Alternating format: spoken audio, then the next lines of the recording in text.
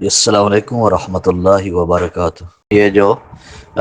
ذکر کیا گیا ایاک نعبد و ایاک نستعین، اس کا مطلب کہ یا اللہ ہم تیری ہی عبادت کریں اور تو ہی سے ہی مدد چاہیں، تو مطلب کیا ہے؟ یعنی واجب الوجود مستقل بذات اور غیر محتاج مان کر صرف تیرا ہی کہا مانے اور تیری ہی تعظیم کرے۔ اور ایاک نستعین یعنی کہ واجب الوجود مستقل بذات اور غیر محتاج مان کر تجھ ہی سے مدد چاہے۔ تو اس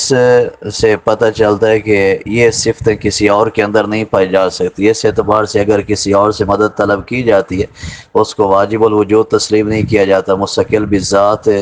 تسلیم نہیں کیا جاتا، اس کو محتاج مانا جاتا ہے، غیر محتاج نہیں مانا جاتا۔ تو اس طرح اس سے مدد طلب کریں اور اس کو بھی اللہ تعالیٰ کا محتاج تسلیم کریں، مانیں، اس کے اندر کوئی حرج نہیں ہے۔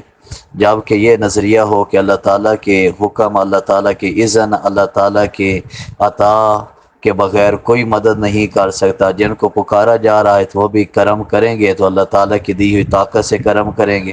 تو اللہ تعالیٰ کی عطا سے کرم کریں گے، پھر بالکل ٹھیک ہے، اس طرح مدد مانگی جا سکتی ہے۔ اور اس کا یہ مطلب مفہوم لینا کہ اللہ تعالیٰ کے علاوہ کسی سے مدد مانگنا جائز نہیں ہے، کہ اس میں فرمایا کہ ایاک نستعین، ہم تو اس سے ہی مدد طلب کریں۔ تو پھر قرآن سے اس کی مثال سمجھیں کہ ایاک فتقون، فرمایا مجھ ہی سے ڈرو۔ اب یہاں پہ بھی ضمیر منصوب ہے جو مقدم ہے، اور ایاک نستعین وہاں بھی ضمیر منصوب ہے جو مقدم ہے، فعل بعد میں ہے۔ تو ایک جگہ پہ یہ ذکر کہ جیسے یہاں پہ حصر آ گیا تو یہاں پہ بھی بہت بڑا حصر پایا گیا، اور دوسرے مقام پہ یہ قرآن پاک کے اندر ذکر کیا، سورہ بقرہ آیت نمبر 24، اس میں ذکر کیا فاتقوا النار، دوزخ سے ڈرو۔ اب سوال یہ ہے کہ ایک جگہ فرمایا سر مجھ سے ہی ڈرو، اور دوسری جگہ دوزخ سے ڈرنے کا حکم دیا، تو اب ہم اللہ سے ڈریں یا اللہ کے ساتھ دوزخ سے بھی ڈریں؟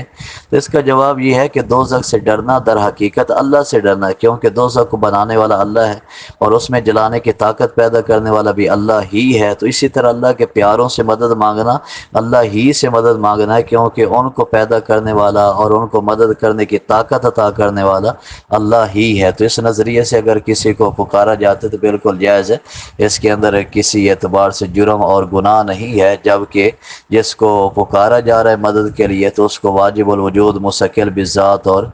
غیر محتاج نہ مانا جائے، تو اس طرح مدد کے لیے پکارنا بالکل جائز ہے۔ اور باقی یہ صرف اس بنا پہ مثال دی جاتی ہے یا ایھا الذین آمنوا استعینوا بالصبر والصلاۃ، کہ وہ بھی نماز کے ذریعے مدد طلب کرنا، اس کے ذریعے سے مدد پھر بھی کیا اللہ تعالیٰ سے طلب کی جا رہی ہے، صبر کے ذریعے سے مدد طلب کرنا وہ بھی کیا ہے اللہ تعالیٰ سے ہی مدد طلب کی جا رہی ہے۔ اسی طرح اللہ تعالیٰ کے نیک بندے ہیں، ان سے مدد طلب کرنا تو حقیقتاً اللہ تعالیٰ کی مدد ہوتی ہے، جیسے قرآن پاک کے اندر واضح طور پہ حضرت عیسیٰ علیہ السلام کہتے ہیں انا انبئکم بما تاکلون وما تدخرون فی بیوتکم،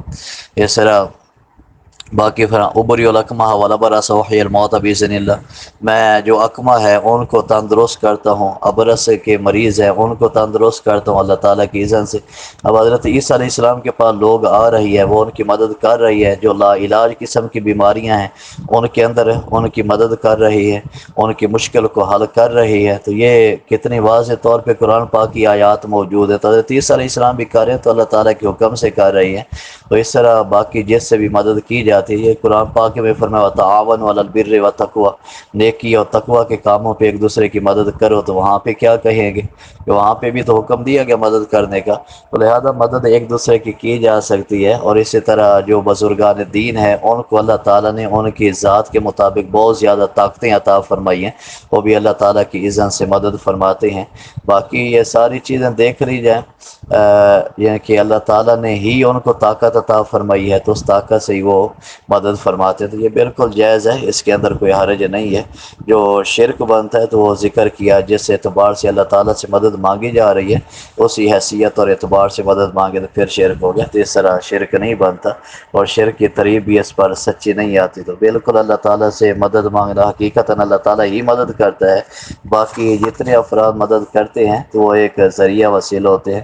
تو فرشتے مدد کے لیے آ رہے ہیں غزوہ بدر کے اندر، تو اللہ تعالیٰ نے اللہ تعالیٰ ڈائریکٹ بھی مدد فرما سکتا، لیکن فرشتوں کے ذریعے سے اللہ تعالیٰ مدد فرما رہا ہے۔ اللہ تعالیٰ نے دین بھیجا ہے تو دین پہنچا ہے، جتنے انبیاء کرام دین لے کے آئے ہیں تو وہ انبیاء کرام کی مدد سے دین ہم تک پہنچا ہے۔ تو ڈائریکٹ بھی اللہ تعالیٰ پہنچا سکتے، لیکن اللہ تعالیٰ نے انبیاء کرام علیہ السلام ان کی مدد سے ہم تک دین پہنچایا، تو لہذا یہ دین کے اس طرح قیامت والے دن نبی پاک علیہ السلام مدد فرمائیں گے،